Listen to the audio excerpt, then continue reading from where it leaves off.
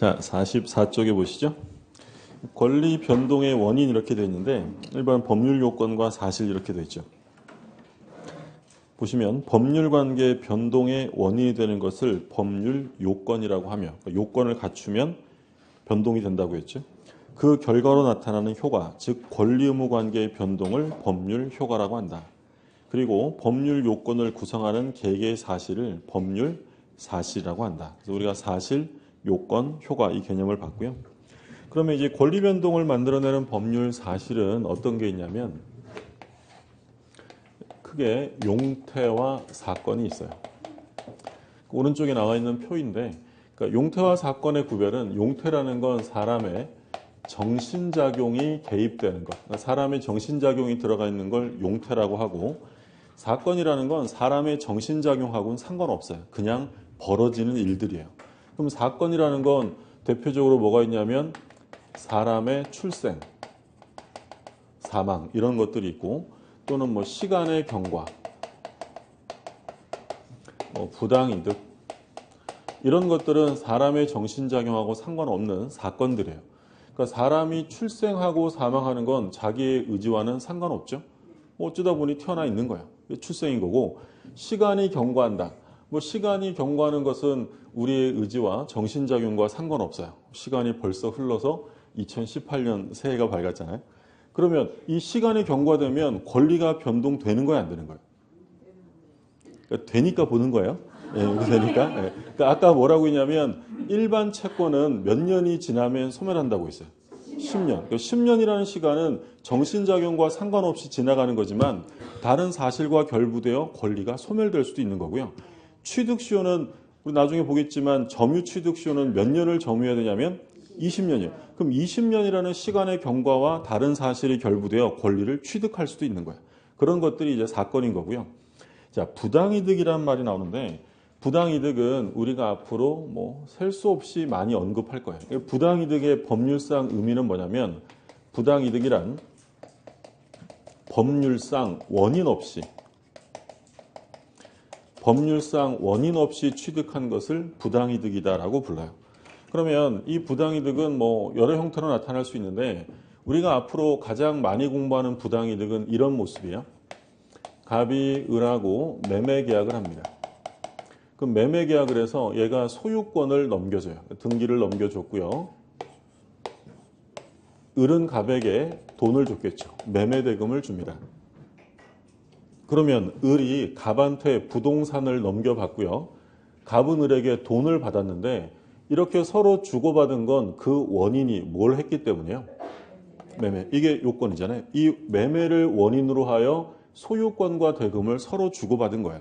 근데 이 매매 계약에 하자가 있어서 이게 무효가 되거나 또는 매매 계약이 취소가 돼요.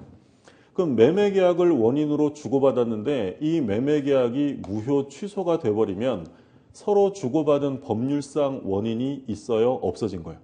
없어진 거예요. 그러면 이제 이것들은 아무 원인 없이 남의 부동산과 남의 돈을 받은 거니까 이건 전부 다 뭐가 되냐면 부당이득이에요. 원인 없이 취득한 거죠. 그럼 부당이득이니까 서로 어떻게 해야 돼요? 되돌려줘야죠. 그래서 우리가 앞으로 공부할 때 어떤 법률 행위가 무효가 되었다 또는 취소가 되었다. 무효 취소란 말이 나오면 반사적으로 이건 정신작용의 문제가 아니기 때문에 그냥 반사적으로 이미 주고받은 건 다 뭐라고 생각하시면 돼요? 부당이득이니까. 앞으로 계속 나올 거예요. 그러니까 계약이 무효 취소되었다. 이런 말 나오면 이미 급부된 것은 전부 다 부당이득에 해당이 됩니다. 그게 이제 사건이고요. 그러니까 용태라는 건 사람의 정신작용이 개입된 건데 이 용태는 다시 외부적인 용태와 내부적인 용태로 나뉩니다. 그러니까 외부적인 용태라는 건 사람의 정신작용이 외부로 표출된 거고요. 내부적인 용태는 말 그대로 내부적이에요. 외부로 나간 건 아니다. 그러면 내부적인 용태는 대표적으로 뭐가 있냐면 선의, 악의 이런 게 있어요. 이것도 구체적으로 하면 의사적 용태와 관념적 용태가 있는데 그런 건 수험상 구별할 필요 없고요. 어쨌든 선의, 악이라는 건 외부로 표출된 것이 아니라 내부적인 용태예요. 그러니까 우리 이제 특히 처음 하시는 분들 용어에서 선의, 악이라는 말은 계속 나오겠지만 사회에서 쓰는 용어와는 좀 달라요. 사회에서는 선이라고 하면 좋은 뜻이다. 악이라고 하면 나쁜 뜻이다라고 하지만 법에서 선이라고 하면 어떤 사실을 모르는 것을 선이라고 해요. 몰랐다. 그러면 악인은 어떤 사실을 알았다. 이게 선이 악이에요. 이건 내부적인 용태고, 근데 사람의 정신작용이 외부로 표출되면 그게 외부적인 용태인데, 이 외부적인 용태는 적법행위와 위법행위로 나눕니다. 적법행위와 위법행위로 나누는데, 외부적인 용태, 사람의 정신작용이 외부로 표출되었는데 그게 법질서에 적합하면 적법행위인 거고요. 법질서에 위반되면 위법행위가 돼요. 그러니까 이 위법행위는, 우리 민법이 정하는 위법행위는 두 가지가 있어요. 채무불이행과 불법행위가 있습니다. 불법행위. 그러니까 이 채무불이행이랑 불법행위는 우리 시험범위에 들어가진 않아요. 근데 이 용어 자체는 계속 나오기 때문에 개념은 간략하게 이해를 해 두셔야 되는데, 근데 이 위법행위, 채무불이행이나 또는 불법행위가 있으면 어떤 효과가 발생하냐면 손해배상 채권을 취득하게 돼요. 그러면 이 손해배상 채권을 취득하기 위해 이게 갖춰지려면 반드시 침해자의 귀책사유가 있어야 돼요. 귀책사유. 그러니까 귀책사유라는 건 책임을 귀속시킬 수 있는 사유를 말해요. 책임을 귀속시킬 수 있는 사유라는 건 그 사람에게 고의가 있거나 또는 과실이 있는 경우. 그러니까 고의라는 건 뭐 잘 아시는 것처럼 의도적으로 했다는 거죠. 일부러 한 거고, 과실이라는 건 뭐야? 일부러 한 건 아니지만 실수, 부주의 했다는 거예요. 주의 의무를 게을리해서 발생했다. 그러니까 고의나 과실이 있어야만 이런 채무불이행이나 불법행위가 성립하는데, 근데 똑같은 손해배상이지만 얘랑 차이점 뭐냐면, 채무불이행이라는 것은 언제만 쓸 수 있냐면 계약상의 채권 채무 관계가 있을 때만 성립이 돼요. 불법행위는 계약상의 채권 채무 관계가 없습니다. 차이점 요거밖에 없으니까 구별해 두시고요. 그러니까 예를 들어서 아까 제가 잠깐 들었던 예, 횡단보도에서 자동차에 다쳤다. 그럼 운전자에게 손해배상 받을 수 있잖아요. 이때 손해배상은 채무불이행이에요, 불법행위예요? 불법행위죠. 이게 왜 불법행위냐면 저와 운전자 사이에 뭘 한 적이 없어요. 계약을 한 적이 없잖아요. 그럼 그건 다 불법행위가 되고요. 근데 예를 들어 매매 계약을 했는데 매수인이 약속한 날에 매매 대금을 지급하지 않아요. 의무 위반이잖아요. 그러면 대금 지급하지 않으면 저는 손해배상을 청구할 수 있는데 그때는 뭐가 되겠어요? 채무불이행이죠. 왜냐하면 저와 그 매수인 사이에는 매매 계약을 했잖아요. 계약상의 채권 채무가 있을 때 채무불이행이고 그게 없으면 불법행위다. 그러니까 다른 말로 하면 채무불이행은 불법행위의 특수관계라고 생각하시면 돼요. 특수하게 계약관계가 있을 때만 나오는 게 채무불이행. 이 개념도 여기서 확인을 좀 잘 해두셔야 되고요. 그러면 권리를 변동시키는 적법행위에는 뭐가 있냐면 그 가장 대표적인 게 바로 의사표시. 그래서 이 의사표시를 필수 요소로 하여 만들어지는 법률 요건을 법률 행위라고 합니다. 그런데 우리가 의사표시 한 바에 따라 효과가 생기는 게 아니라 법률 규정에 따라 효과가 생기는 경우가 있는데 그것을 준법률행위다라고 불러요. 그러니까 이 법률행위와 준법률행위의 차이점은 뭐냐면 법률행위는 우리가 의사표시한 대로 원하는 대로 효과가 생기는데 준법률행위는 우리가 원하든 원하지 않든 무엇에 의해서 효과가 생기는 거냐면 법률 규정에 따라 효과가 생겨요. 원해서 생기는 게 아니라. 이러한 준법률행위는 다시 표현행위와 사실행위로 구별할 수 있어요. 구별 엄청 하죠? 예. 이거 뭐 쭉 구별하는 걸 암기하시라는 거 아니에요. 암기하실 필요 없고 그냥 여기에 중요한 게 어떤 게 있다. 이 정도 확인만 하면 되는데 사실행위는 뭐 더 이상 볼 필요 없고 표현행위는 의사의 통지, 관념의 통지, 감정의 표시 이렇게 세 가지가 있어요. 이때 의사의 통지라고 하면 각종 최고, 거절 있고 관념의 통지는 각종 통지, 승인, 승낙 이런 것들이 관념의 통지예요. 이건 단순 암기사항이에요. 이건 뭐 왜 그럴까 고민하실 내용은 아니고요. 그러니까 끝에 최고라는 말이 들어가면 그 법적 성질은 뭐라는 거예요? 의사의 통지고 끝에 통지란 말이 들어가면 그 성질은 관념의 통지가 돼요. 그러니까 시험에 나오면 무권 대리인의 상대방에 대한 최고, 무권 대리인의 상대방에 대한 최고의 법적 성질은 관념의 통지이다. OX예요. 틀리죠? 최고란 말 들어갔으니까 뭐라고 해야 돼요? 의사의 통지고요. 또는 사원총회 소집의 통지. 사원총회 소집의 통지는 뭐가 되겠어요? 관념의 통지. 요거는 암기해 두셔야 돼요. 그래서 우리가 이거 암기할 때 머리 글자 따서 의최거, 관통승 뭐 이렇게 외우기도 하고요. 의최거, 관통승. 또는 뭐 최고의 의사가 거절을 했다 뭐 이렇게 외우기도 하고 또는 전쟁터에 나가서 관통상을 입었다 뭐 이렇게 외우기도 해요. 어쨌든 좀 외워두시는 게 좋고요. 그리고 감정의 표시에는 뭐가 있냐면 용서라는 게 있어요. 용서. 그러니까 우리 시험 범위에서 우리 민법 시험 범위에서 감정의 표시는 요거 하나가 들어가는데 그러니까 이건 이제 어떤 의미냐면 사실 감정의 표시는 매우 다양하고 많잖아요. 뭐 졸리다, 배고프다, 괜히 왔다 이런 거 다 뭐예요? 다 감정의 표시예요. 근데 그 중에서 이 용서라는 것만 규정한 것은 얘가 뭘 하기 때문이에요? 권리를 변동시키기 때문이에요. 그러니까 졸리다 이건 권리 변동하고 상관없잖아요. 근데 이 용서라는 건 권리를 변동시킬 수 있기 때문에 여기 들어가 있는 거죠. 그러니까 예를 들어서 갑이랑 을이랑 둘이 부부예요. 그래서 이제 결혼을 해서 잘 살고 있는데 뭐 평생 잘 살면 좋겠지만 또 그렇지 않은 경우에 이제 이혼을 하기도 하잖아요. 그러니까 이혼도 가장 자연스러운 이혼은 협의 이혼이에요. 협의해서 이혼하면 좋은데 협의가 안 되는 경우가 있어요.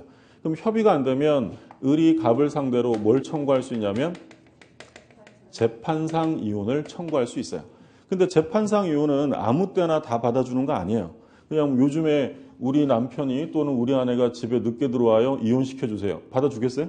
근데 이혼 사유가 법에 쭉 이렇게 나와요. 근데 그 중에 제1호가 뭐냐면 재판상 이혼 사유의 제1호는 부정행위, 배우자 일방의 부정행위. 그러니까 여기서 이제 부정이라는 것은 이제 우리가 사회 사는 말로 하면 이제 이게 바람이 좀 분 거죠. 예, 예. 그러면 이 갑이라는 사람이 부정행위를 저질렀는데도 불구하고 절대 이혼을 해줄 수 없다는 거예요. 나는 우리 가문엔 이혼이 없어. 안 돼. 그럼 을은 어떻게 하냐면 재판상 이혼을 청구하는 거고 그럼 이게 밝혀지면 법원은 갑과 을은 이혼한다라고 판결하면서 법률로서 판결로서 이혼이 되는 거예요. 근데 어떤 일이 있었냐면 부정행위를 저질렀는데 을이 갑한테 조심해라 한 봐준다 그랬어요. 뭐 한 거예요? 용서를 하는 거예요. 그러면 용서를 받은 갑은 자중자애하면서 이게 말 잘 듣고 해야 되는데 여전히 말을 안 들어요. 을이 넌 도저히 안 되겠다. 재판상 이혼 안 됩니다. 왜 안 되냐면 뭐 했어요? 용서를 했어요. 그죠? 그러면 만약에 뭐 이런 일이 있으면 안 되겠지만 이런 경우에 만약에 용서를 했다라고 하면 이 의뢰하는 사람이 자기가 용서하면 재판상 이혼 청구권이 소멸된다는 걸 원해서 한 걸까요? 모르고 했을까요? 대부분 다 모르고 해요. 근데 모르고 하는데 왜 소멸돼요? 그러니까 소멸된다고 법률이 규정하기 때문이에요. 그러니까 이 준법률행위라는 건 내가 의사표시에서 효과가 생기는 게 아니라 그러한 것이 법률에 규정돼 있다. 지금은 역사 속으로 사라진 범죄가 있어요. 뭐가 있었냐면 간통죄. 간통죄는 이제 헌법재판소에서 위헌 결정 받고 없어졌죠. 그러니까 간통죄가 있을 당시에도 사후에 용서를 했어요. 너 조심해, 한 봐준다? 그러면 간통죄 고소권은 소멸됩니다. 왜 소멸됐겠어요? 법률이. 그렇죠? 용서하면 간통죄 고소권이 소멸된다는 걸 법률로 정해놓은 거예요. 그래서 이런 것들은 원해서 소멸되는 게 아니라 법률이 규정했기 때문이에요. 그래서 차이점은 아시겠죠? 법률행위는 무엇에 의해서 효과가 생겨요? 의사표시.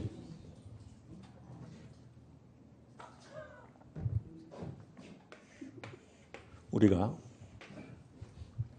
그 의사표시가 끝나면 대리를 공부할 텐데 대리는 항상 이렇게 삼면관계로 나와요. 그러니까 제일 위에 있는 사람이 본인, 을이 대리인, 대리인과 거래한 사람이 상대방이에요. 그러면 대리인이 대리권을 가지고 갑의 부동산을 병에게 팔았다.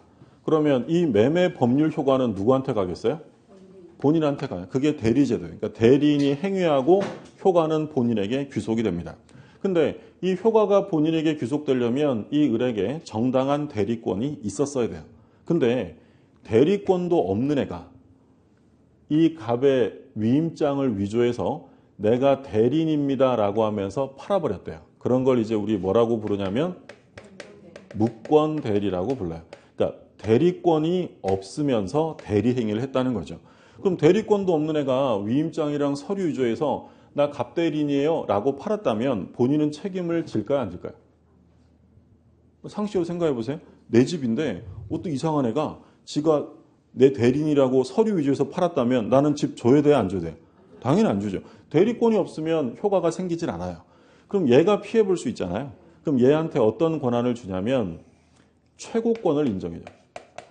최고라는 건 뭐냐면 답변을 촉구하는 거예요. 촉구. 내가 당신 대리인이라고 하는 사람한테 거래를 했는데 대리권이 없대요. 이거 어떻게 인정해 주실 거예요? 말 거예요? 그러면 갑이 마음에 들면 뭐 할 수 있냐면 추인할 수 있어요. 그러니까 추인이라는 건 추후에, 지금은 무효지만 추후에 뭐 해주는 거예요? 인정해 주는 거예요. 그게 추인이에요. 그럼 추인하게 되면 이 계약은 처음부터 유효한 계약이 되고요. 싫어. 거절하게 되면 이 계약은 확정적 무효가 되는 거예요. 상황 이해되셨죠? 그러면 무권대리의 경우에는 이걸 할지 말지는 누가 결정하는 거냐면 본인이 하는 거예요. 근데 답변 좀 해주세요 했는데 추인이나 거절의 의사를 표시하지 않았어요. 최고랬는데 아무 말도 안 했다. 확답을 하지 않았답니다. 자, 확답을 하지 않으면 추인일까요? 거절일까요? 거절한 것으로 본다. 그럼 여기서 확답을 안 하면 왜 거절로 볼까요?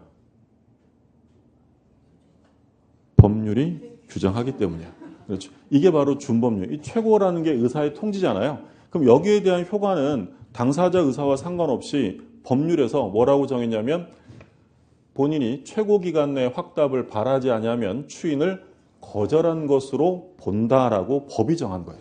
그래서 이런 준법률 행위는 내가 원해서 생기는 게 아니라 무엇으로 인해 생긴다고요? 법률의 규정. 그게 바로 얘랑 차이점이에요. 그럼 결국에는 이 권리를 변동시키는 건 사실 둘 중에 하나예요. 원해서 의사표시로 변동되는 경우가 첫 번째고 두 번째는 원하든 원하지 않든 무엇에 의해서 생겨요? 법률의 규정.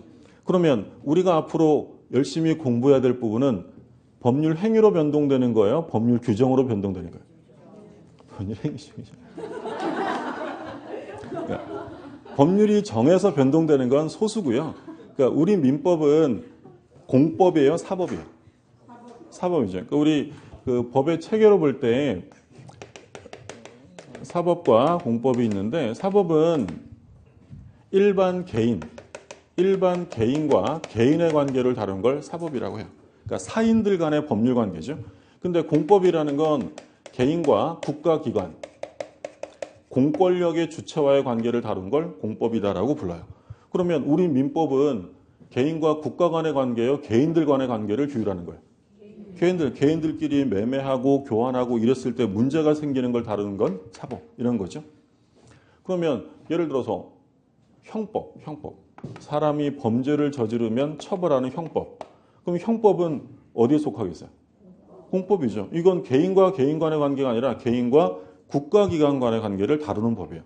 그러면 차이점은 뭐냐면 개인과 개인 간의 관계를 다루는 게 사법이니까 가능한 한 국가가 개입을 해요? 안 하는 게 좋아요? 안 하는 게 좋죠. 우리끼리 하도록 내버려 두는 게 기본이에요. 그래서 이 사법은 지도 원리가 뭐냐면 사적 자치의 원칙이에요. 그러니까 사인들끼리 스스로 해결할 수 있도록 내버려 두라는 거예요. 국가 개입은 최소화하겠다는 거죠. 근데 공법은요. 공법은 사적 자치의 원칙이 지배할 수가 없는 거예요. 나중에 우리 공법 수업하면 아시겠지만 공법을 보면 대체로 뭐 국가가 개인에게 어떤 걸 해주겠다는 건 사실 거의 없고요. 하지 말라는 게 수두룩 빽빽해요. 하다 걸리면 뭐 2년 때리겠다, 뭐 벌금 내라 이런 거죠. 그러면 왜 이런 제재를 하냐면 지도 원리가 사적 자치가 아니라 공공복리. 그러니까 공익을 목적으로 하기 때문에 규제할 수밖에 없는 거죠. 그래서 이 부동산 공법은 다른 말로 하면 부동산 규제법이다라는 말을 써요. 규제를 해서 공익을 실현하겠다는 거죠. 근데 사법은 국가기관과의 문제가 아니라 개인과의 문제이기 때문에 이건 사적 자치가 원칙이니까 그럼 다시 돌아와서 사적 자치가 실현되려면 법률 규정에 따라 효과가 생겨야 돼요. 법률 행위에 따라 생겨야 돼요. 법률 행위. 우리가 원하는 대로 효과가 생기는 거예요. 그래서 사실 그 민법은 법률 행위로 시작해서 법률 행위로 끝난다라고 해요. 그래서 우리 민법에서 이제 앞으로 계속 공부하게 될 내용은 법률 행위로 인한 변동을 주로 보게 돼요. 자, 교재를 한번 볼게요. 45쪽에 밑에 용태 나와 있죠? 그 표 설명되어 있는데 다음 페이지 한번 볼게요. 적법행위는 기억의 의사표시, 니은의 준법률행위 있고 그 니은의 준법률행위 셋째 줄에 줄 거두세요. 셋째 줄에 뭐라고 되냐면 법률행위와의 차이점은 그 효과가 당사자가 원하는 대로 발생하는 것이 아니라 법률 규정에 의해 효과가 발생한다는 점에 있다. 이게 차이점이고요.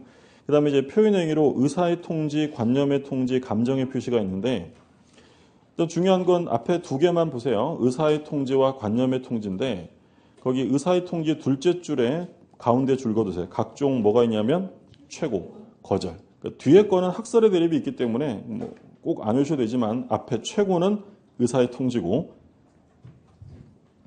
그 다음에 관념의 통지도 둘째 줄 가운데 각종 뭐가 나와요? 통지. 통지. 그래서 의최거, 관통성 이렇게 봤고요. 밑에 맨 밑에 내부적 용태 참고로만 보시면 되겠고 오른쪽에 사건에 줄 거두세요. 사건 그 첫째 줄에 사람의 출생, 사망, 시간의 경과, 부당이득, 혼동 이런 것들 정신작용과 관계없는 사실을 혼동이다라고 부릅니다.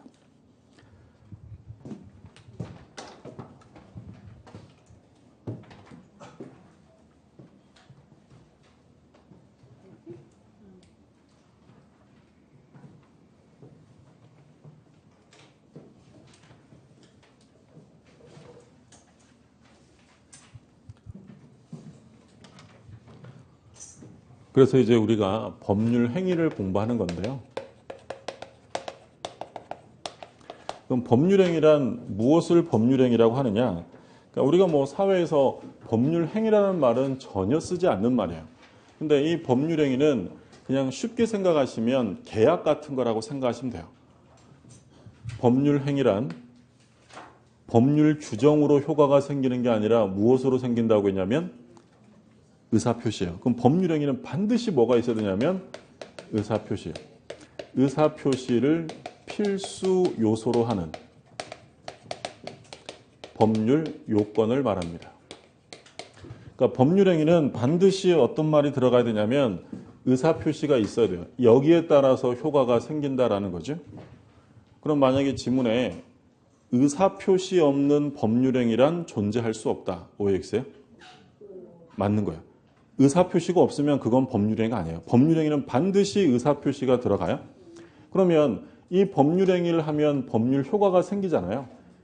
법률행위라는 건 법률 사실일까요? 요건일까요?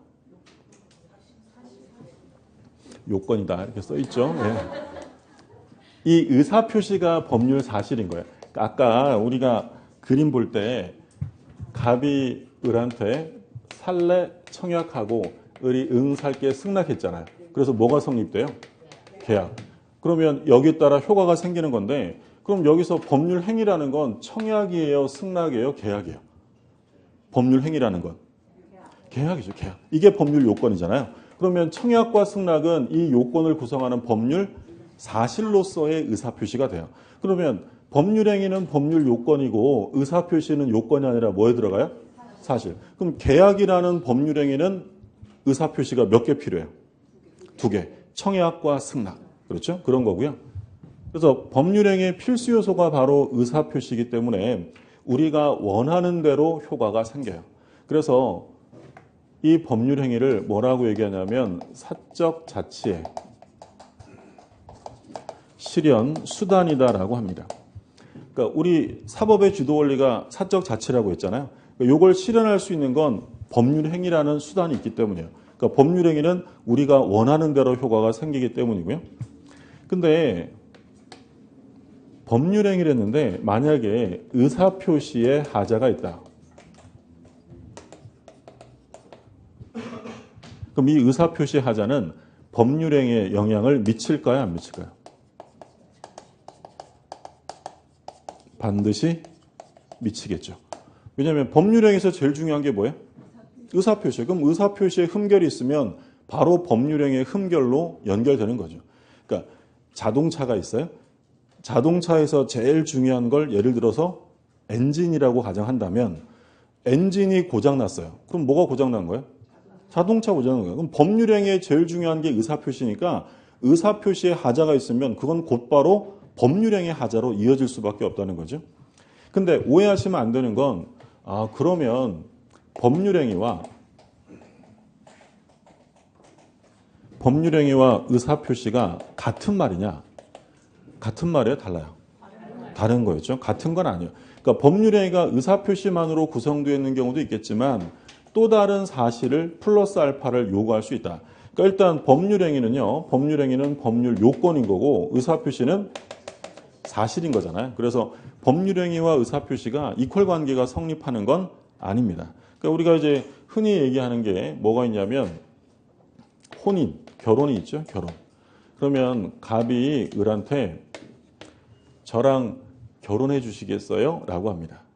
그 우리 사회에서 그거 뭐라고 표현해요? 청혼이죠. 청혼. 그게 이제 청약이에요. 혼인의 청약인 거죠. 일단 혼인이라는 건 법률 행위예요, 아니에요? 원하지도 않았는데 법률에 의해서 혼인하셨어요? 아니면 원해서 하신 거예요? 원해서. 내가 원하는 대로 효과가 생긴 거예요. 이건 법률 행위인 거예요. 그러면 이 혼인은 계약일까요? 단독행위일까요? 계약이죠. 단독행위면 어떻게 돼요? 내가 원하는 대로 다 이루어지는 거죠. 그렇지 않고 갑이 결혼해 주실래요? 라고 하면 네, 저도 좋아요. 라고 뭐 하는 거예요? 승낙. 그럼 청약과 승낙이 합치되는 거예요. 혼인은 신분계약입니다. 근데 청약과 승낙만 있으면 둘이 법률상의 부부예요? 아직 아니에요. 아직 아니죠. 뭐 해야 될까요? 신고해야 돼요. 그러면 혼인이라는 이 계약은 의사표시 이외에 또 다른 것들이 요구될 수 있어요. 그래서 법률행위와 의사표시가 같은 개념은 아니다. 교재 잠깐 볼게요. 그 48쪽에 법률행위 의인데 1번은 제목이 사적 자체 실현 수단이고요. 2번 법률행위와 의사표시인데 동그라미 1번 보세요. 거의 1번에 줄 거두시고 법률행위는 의사표시를 필수 요소라는 법률 요건이다. 그러니까 반드시 뭐가 들어가냐면 의사표시예요. 그 다음에 2번 한번 읽어만 보세요. 뭐라고 되냐면 법률행위는 의사표시를 본체 내지 구성 부분으로 하고 있으나 법률행위와 의사표시는 반드시 동일한 것이 아니다. 같은 건 아니고요. 3번 의사표시가 법률행위의 필수 요소이지만 법률행위가 의사표시만으로 구성되는 것은 아니다. 이렇게 되어 있죠. 지금 설명드린 거고 그 다음에 오른쪽에 준법률행위 구별 나와 있죠. 첫째 줄에 줄 거두시고 준법률행위란 당사자의 의사와는 상관없이 법률 규정에 의하여 일정한 법률 효과가 발생하는 사람의 행위를 말한다. 중요한 말은 뭐예요? 법률 규정. 동그라미 해두세요. 법률 규정. 준법률행위는 의사표시와 상관없이 법률 규정에 의해서 효과가 생깁니다. 그러면 법률행위의 종류를 볼 거예요. 그러니까 법률행위는 어떤 게 있느냐? 그러니까 법률행위의 종류는 무엇을 기준으로 하느냐에 따라서 달라져요. 그러니까 첫 번째, 의사표시의 방향과 수에 따라. 법률행위는 제일 중요한 게 뭐라고 하냐면 의사표시예요. 그럼 보시면 1번 있죠? 1번. 1번에 별표 2개 해두세요. 법률행위 종류의 1번. 단독행위, 계약, 합동행위라고 되어 있죠? 그러면 이건 무엇에 따라 분류한 거라고 되어 있냐면 둘째 줄에 의사표시의 수와 방향에 따른 분류예요. 한 장 넘겨보세요. 그 다음에 50쪽의 맨 밑에 2번에 보면 채권행위와 처분행위가 있어요. 채권행위와 처분행위는 이건 뭐에 따라 구별하는 거냐면 이 행의 문제가 남느냐 남지 않느냐에 따라서 채권행위와 처분행위. 맨 밑에 2번 있죠. 2번에는 별표 하나만 해두시고요. 그 다음에 오른쪽에 3번에는 별표 같은 거 하지 마세요. 예. 요식행위, 불요식. 그러니까 방식이 필요하냐 필요하지 않느냐에 따라서 필요하면 요식, 불필요하면 분류식이고, 뭐 4번 재산상의 출현이 있느냐 없느냐, 출현행위와 비출현행위. 그러니까 자기 재산이 감소하고 상대방의 재산이 증가하면 출현, 아니면 비출현 이렇게 나누고, 다음 페이지 독립보조 6번 주종 참고로만 보시면 돼요. 그럼 여기서 중요한 건 말씀드린 것처럼 1번과 2번이에요. 1번과 2번. 첫 번째로 의사표시의 방향과 수에 따라 구별합니다. 어떤 법률행위는 서로 대립하는 의사표시가 합치됨으로써 이루어지는 법률행위가 있어요. 그러니까 갑이 을에게 의사표시하고 을도 갑에게 의사표시해서 이 대립하는 의사표시가 합치되었다. 이런 법률행위를 뭐라고 하냐면 계약이라고 하는 거죠. 그럼 갑이 을에게 뭐 하는 거예요? 청약. 을은 갑에게 승낙. 이게 합치되면 이루어지는 게 계약이에요. 근데 어떤 법률행위는 서로 합의하에 하는 것이 아니라 일방적으로, 그러니까 의사를 표시하는 사람을 우리가 앞으로 표의자라고 부를 거예요. 표의자. 의사를 표시하는 사람이죠. 그러니까 표의자의 일방적 의사에 따라 효과가 발생될 수도 있어요. 상대방의 승낙 같은 거 필요 없는 거예요. 그럼 이런 걸 뭐라고 하냐면 단독행위라고 해요. 그러면 계약은 우리 민법이 15가지 계약을 규정하고 있어요. 그중에 3가지가 우리 시험범위라고 했고, 그럼 계약이라는 건 당연히 합의가 있어야 돼요. 그래서 뭐 당사자가 계약을 했다, 합의했다 이런 건 다 같은 말이라고 생각하시면 돼요. 이 단독행위는 다시 상대방이 있는 단독행위와 상대방이 없는 단독행위로 나뉘어요. 상대방이 있는 단독행위는 뭐가 있냐면 취소, 철회, 동의, 추인, 해제, 해지, 채무 면제, 상계 이런 것들이 상대방 있는 단독행위고요. 상대방 없는 단독행위는 유언, 유증, 그 다음에 재단법인 설립행위, 그 다음에 이제 소유권의 포기, 권리의 포기, 이렇게 상대방 없는 단독행위야. 그러면 상대방 있는 단독행위랑 없는 단독행위 중에서 어느 거 외우실래요? 없는 거죠. 없는 것만 외우세요. 이건 외우셔야 돼요. 이건 유재포, 유재포. 뭐 유재석도 포기했다 뭐 이렇게 외우기도 하고요. 이거 외우지 말라고 해도 굳이 외우시더라고. 취철동추 해해 막 이러면서 이제. 예. 그러니까 이거는 뭐 나중에 보면 저절로 알게 되는 거고, 그러니까 단독행위에서는 상대방 없는 단독행위를 좀 잘 아셔야 되는데, 그러니까 이건 어떤 차이점이냐면 상대방 있는 단독행위는 상대방에게 도달되면 효력이 생겨요. 그래서 상대방 없는 단독행위는 도달이라는 개념이 나올 수 없는 거예요. 자, 예를 들어서 하나 볼게요. 갑이랑 을이랑 매매 계약을 합니다. 근데 이 매매 계약이 정상적으로 이루어진 게 아니라 을이 갑에게 사기를 친 거예요. 그러니까 갑은 사기당한 거죠. 그러면 이 사기당해서 매매 계약을 체결한 사람은 얘는 이 계약을 어떻게 할 수 있냐면 취소할 수 있어요.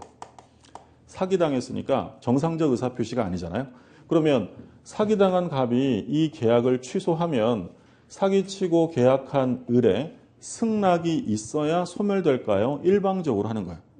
일방적으로. 그걸 뭐라고 하냐면 단독행위예요. 그러니까 계약은 상대방이 승낙해줘야 되잖아요. 근데 단독행위는 승낙이 필요 없어요. 일방적으로 내가 원하는 대로 효과가 생겨요. 근데 지금 보시면 이건 상대방 있어요, 없어요?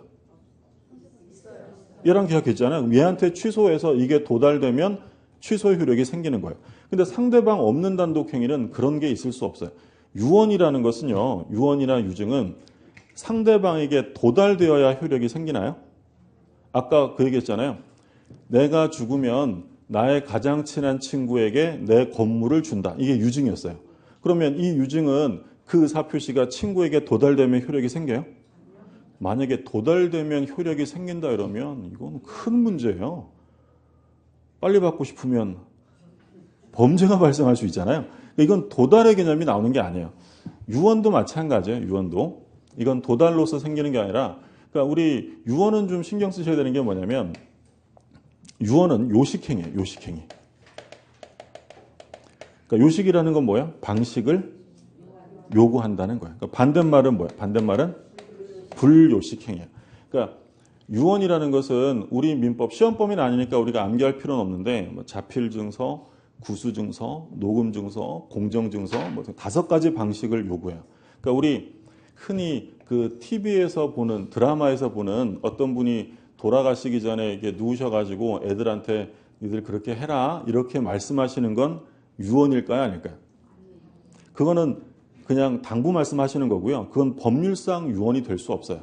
그러니까 유언이라는 건 반드시 법이 정하는 방식에 따라서 하도록 돼 있어요. 그러니까 대표적인 게 그 자필증서 유언이 제일 간단한데요. 그럼 이게 자필은 뭐겠어요? 자기 필체로 쓰는 거예요. 자기 필체로 쓰고 마지막에 이제 뭐 자기에 대해서 쓰는 거죠. 주민번호 이런 거 쓰고 마지막에 뭘 하도록 돼 있냐면 서명하고 날인하도록 돼 있어요. 이게 자필증서 유언이에요. 대표적인 사건은 뭐 있었냐면 어떤 분이 돌아가셨는데 그분의 개인금고에서 종이가 발견됐어요. 근데 그분이 자기 필체로 뭐라고 쓰셨냐면 어떤 대학교에 100억 원이 넘었었는데 100억 원을 기부하겠다고 썼어요. 근데 문제는 뭐였냐면 그분이 필체로 썼는데 서명 날인이 빠져 있었던 거예요. 분쟁이 생긴 거죠. 그 대학교에서는 아니 그분이 쓴 거니까 그분의 의사가 분명하다. 100억 달라. 상속인들은 없잖아. 그럼 이거 안 되지. 다툼이 생겼어요. 대법원까지 갔죠. 학교가 이겼어요? 상속인이 이겼어요? 상속인이 이겼다는 거예요. 왜냐하면 유언은 반드시 방식에 따라야 되는데 방식이 흠결되었잖아요. 그럼 이건 유언으로 볼 수 없다라는 거예요. 그런 행위를 뭐라고 하냐면 요식행위예요. 그러면 재산상의 행위와 신분상 행위, 가족법상 행위가 있잖아요. 그럼 재산상의 행위와 신분행위 중에서 보다 더 엄격한 방식을 요구하는 게 뭘까요? 신분행위요. 그러니까 가족법상의 행위라는 것은 매우 신중한 의사결정을 요구하기 때문에 가족법상 행위는 대체로 요식행위로 되어 있어요. 아까 혼인하면 뭐 해야 한다고 했어요? 신고라는 방식을 취하라는 거예요. 그럼 우리 매매계약을 합니다. 매매계약. 부동산 매매계약을 하면 매매계약서를 써야 계약이 성립돼요? 안 써도 돼요? 안 써도 돼요. 구두계약도 계약이잖아요. 그럼 만약에 매매계약서를 써야만 매매계약이 성립한다면 그건 뭐가 되는 거예요? 요식행위가 되는 거예요. 근데 우리가 공부하는 건 전부 다 뭐예요? 불요식에서 시험에 자주 나오는 것 중에 방식을 요구한다 이런 말로 하면 거의 다 틀렸다고 생각하시면 돼요. 자유롭게 사적 자체에 따라 하면 되고요. 대체로 가족법상의 행위는 요식행위인 경우가 많아요. 그 다음에 재단법인 설립행위가 있어요. 사람이죠. 우리 법에서 사람이라고 하면 두 종류가 있었어요. 그러니까 우리처럼 호흡하고 피가 흐르는 사람을 자연인이다라고 부르고요. 그리고 어떤 단체에다가 법이 인격체를 부여하는 경우가 있는데 그것을 법인이다라고 해요. 그러니까 뭐 자연인은 우리 같은 사람이에요. 출생하면 권리 의무의 주체가 되는 거예요. 근데 이 법인은 언제부터 사람이겠어요? 얘는 태어나면 사람이에요. 출생하면. 법인은 설립 등기해야 돼요. 법이 정하는 일정한 절차에 따라서 마지막에 설립 등기하면 그때부터 사람으로 인정이 돼요. 법인은 공식적인 시험 범위가 아니기 때문에 자세히 볼 필요는 없어요. 뭐 법인은 공법인, 사법인 막 이런 게 있는데 근데 우리가 여기서 보는 건 재단법인과 사단법인이 있어요. 그러니까 재단법인은 뭐냐면 뭐로 이루어진 단체예요? 재산으로. 그렇죠? 재산으로 이루어진 단체. 재단법인이죠. 이건 뭐 이제 한때 귀가 따갑게 들었던 재단법인, 뭐 미르, K 막 이런 거 나왔었잖아요. 그럼 이 재단법인 우리 뭐 국가에서 문제가 되었던 게 이거 만들려고 뭘 했기 때문에 또 문제가 됐어요? 돈을 빼앗았잖아요. 그죠? 왜냐하면 재단법인은 뭐가 있어야 되는 거예요? 재산으로 이루어진 단체예요. 그러면 이 재단법인이 설립되기 위해서는 누구에게 의사표시가 도달되고의 문제가 아니라 법이 정하는 절차에 따라 출현된 재산에 의해서 설립되는 거예요. 그러니까 이건 상대방의 도달을 요구하지 않는 상대방 없는 단독행위예요. 근데 재단법인과 사단법인은 좀 달라요. 사단법인은 돈이 본체가 아니라 뭐가 본체예요? 사람, 사원이에요. 사원. 그러니까 이건 사원으로 구성된 단체라고 해서 사단법인이에요. 그러면 사단법인을 만들려면 공통의 목적을 가지는 사람들이 서로 이렇게 모여들겠죠. 목적을 향해서. 이걸 뭐라고 하냐면 합동행위라고 불러요. 이거 합동행위는 그림을 보면 목적을 향해서 대립하지 않는 의사표시들이 평행적, 구심적으로 합치되는 행위. 이걸 뭐라고 부르냐면 합동행위라고 불러요. 합동행위의 대표적인 예는 뭐가 있다고요? 사단법인 설립행위. 근데 중요한 건 앞에 두 개가 중요한 거고 합동행위는 그냥 개념만 간략하게 보시면 돼요. 소유권을 포기한다. 소유권을 포기한다는 건 상대방에게 도달된다. 이런 개념이 성립하지 않아요. 이런 것들이 상대방 없는 단독행위예요. 뭐가 있어요? 유죄포. 유죄포는 상대방 없는 단독행위고 이게 이제 무엇에 따라 구별하는 거냐면 의사표시의 방향과 수에 따라 구별하는 거예요. 그러면 두 번째는 이행의 문제에 따라 그러니까 이행의 문제가 남느냐 남지 않느냐에 따른 구별인데요. 그러니까 어떤 법률행위를 했을 때 이행의 문제가 남으면 채권행위, 이행의 문제가 남지 않으면 처분행위라고 해요. 그러니까 예를 들어서 갑이랑 을이랑 부동산의 매매 계약을 했어요. 매매 계약을 했다. 자, 부동산의 매매 계약을 했다라고 하면 그걸 소위 채권행위라고 해요. 채권행위.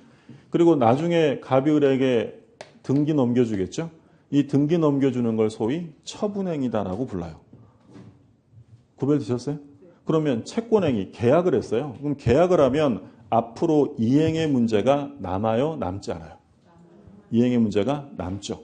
그래서 이건 이행의 문제가 남는다. 그래서 이걸 뭐라고도 하냐면 의무 부담 행위라는 말을 쓰기도 해요. 서로에게 의무를 부담시키는 거죠. 이행의 문제가 남고요. 근데 처분행위, 얘가 소유권을 넘겨줬대요.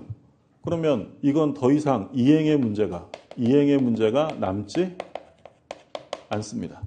여기에는 물권행위라는 게 있고요. 준물권행위라는 게 있어요. 그러면 물권행위는 처분행위인데 뭘 처분하는 거예요?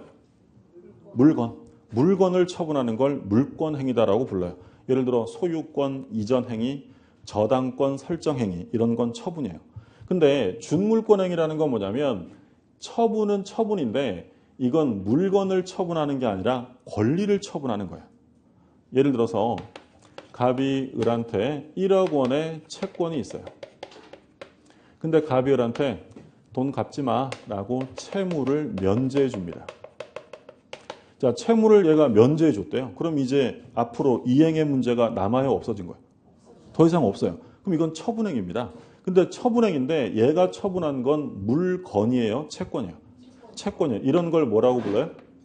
앞에 준자 하나 붙인 거예요. 그러니까 원래 처분행위는 물건을 처분하는 행위를 물권행위라고 하는데 이 권리를 처분하는 것도 처분은 처분이잖아요.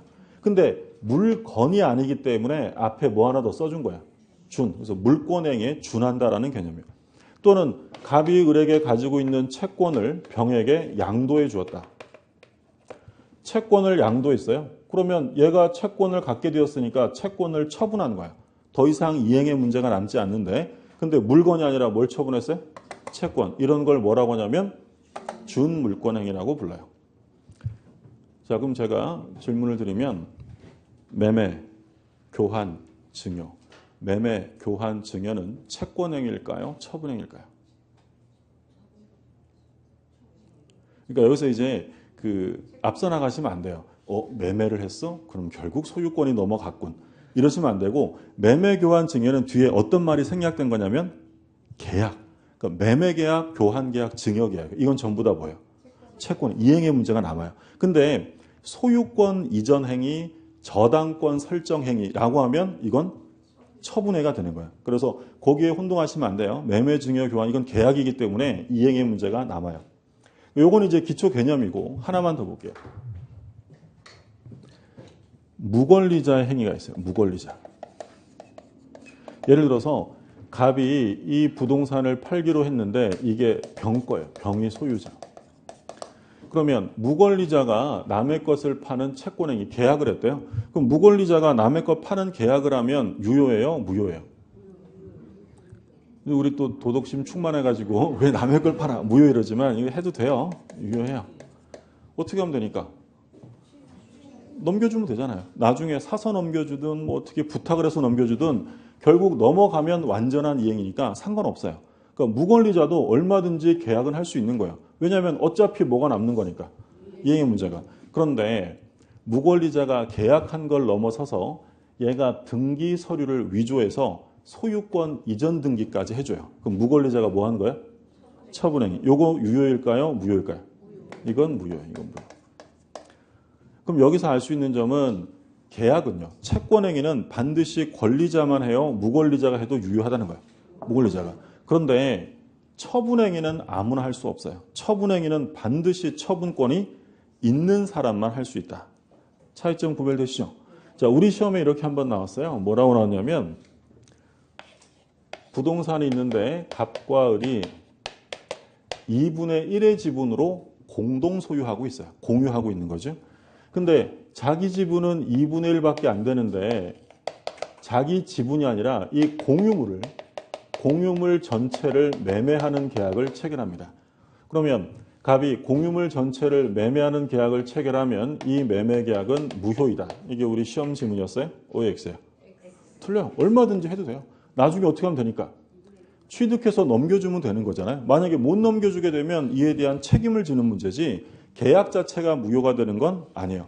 근데 얘가 만약에 아예 등기까지 전부 넘겨줬대요. 그럼 이건 이제 채권행위가 아니라 처분행위죠. 그럼 이 등기는 유효겠어요? 무효예요? 이건 무효예요. 근데 물론 전부 무효는 아니고 얼만큼은 유효해요? 2분의 1만큼은 유효한 거죠. 그래서 이행의 문제가 남으면 채권행위, 남지 않으면 처분행위라고 구별을 하고요. 무권리자가 채권행위하는 건 유효하지만 무권리자가 처분행위를 하면 무효가 됩니다. 자, 교재 한번 볼게요.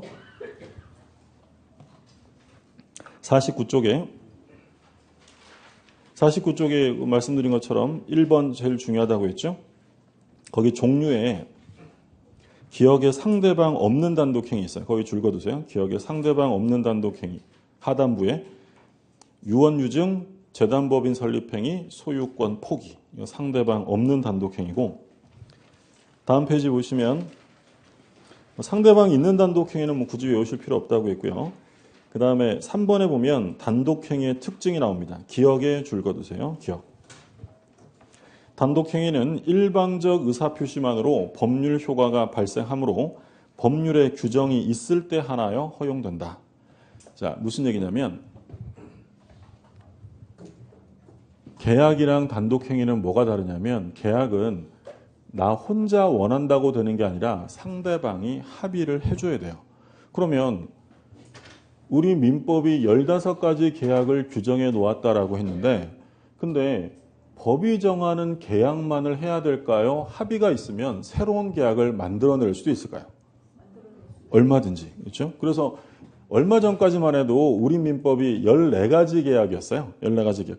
그때는 제가 수업할 때 뭐라고 했냐면 14가지 계약이 있지만 요즘에 여행 많이 가시잖아요. 그럼 당사자들끼리 여행 계약 새로 만들어낼 수 있어요? 없어요? 있어요. 근데 그게 이제 여행 계약이 워낙 많아지니까 법이 개정되면서 여행 계약을 추가해서 몇 가지로 바뀌었냐면 15가지로 바뀐 거예요. 그러니까 꼭 법이 정하는 것뿐 아니라 사적 자체가 지배하기 때문에 다른 말로 하면 계약은 자유의 원칙이 지배하기 때문에 새로운 계약을 만들어도 돼요. 근데 문제는 단독행위는 합의하에 하는 거예요? 일방적으로 하는 거예요? 일방적으로. 그럼 만약에 갑이라는 사람이 을에게 의사표시했다. 얘가 표의자고 얘가 상대방이에요. 그럼 단독행위는 누구에게 불리할 수밖에 없어요?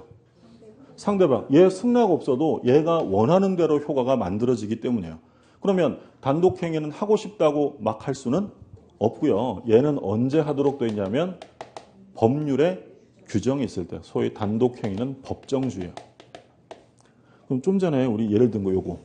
사기당한 사람은 계약을 뭐 할 수 있어요? 취소할 수 있어요. 그럼 사기당한 사람이 일방적으로 계약을 취소할 수 있는 건 어떤 이유에서일까요? 법률의 규정. 우리 나중에 보겠지만 다음 주에 볼 텐데 110조에 가면 사기, 강박에 의한 의사표시는 취소할 수 있다라고 규정했기 때문이에요. 제가 부동산을 하나 샀는데 마음이 바뀌었어요. 단순 변심이에요. 마음이 바뀌었다. 아, 이 계약 안 할래. 취소돼야 안 돼? 안 돼요. 그런 경우에는 취소할 수 있다고 법이 규정하지 않기 때문이에요. 그래서 단독행위는 하고 싶다고 하는 게 아니라 언제만 하냐면 법이 정할 때 하는 거예요. 근데 계약은 자유롭게 하는 게 원칙이고요. 그 다음에 그 니은에 줄 그어두세요. 단독행위는 원칙적으로 조건 기한을 붙일 수 없다. 여기까지 줄 그어두시고. 그러니까 단독행위는 일방적으로 하는 것이기 때문에 상대방에게 불리하다고 했죠.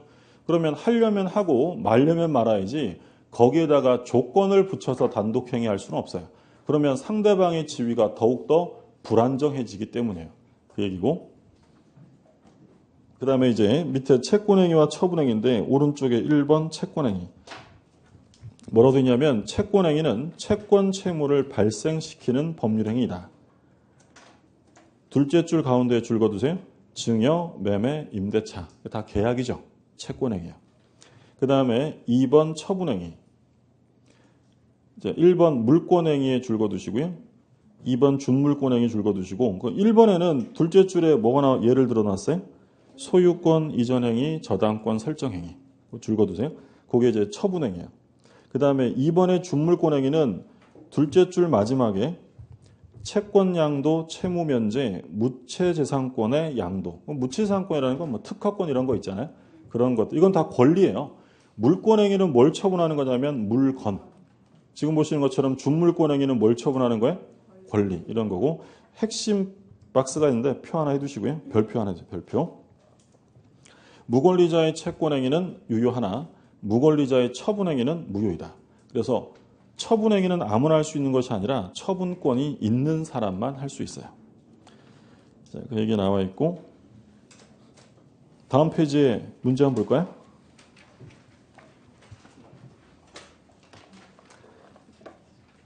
단독행위가 아닌 것은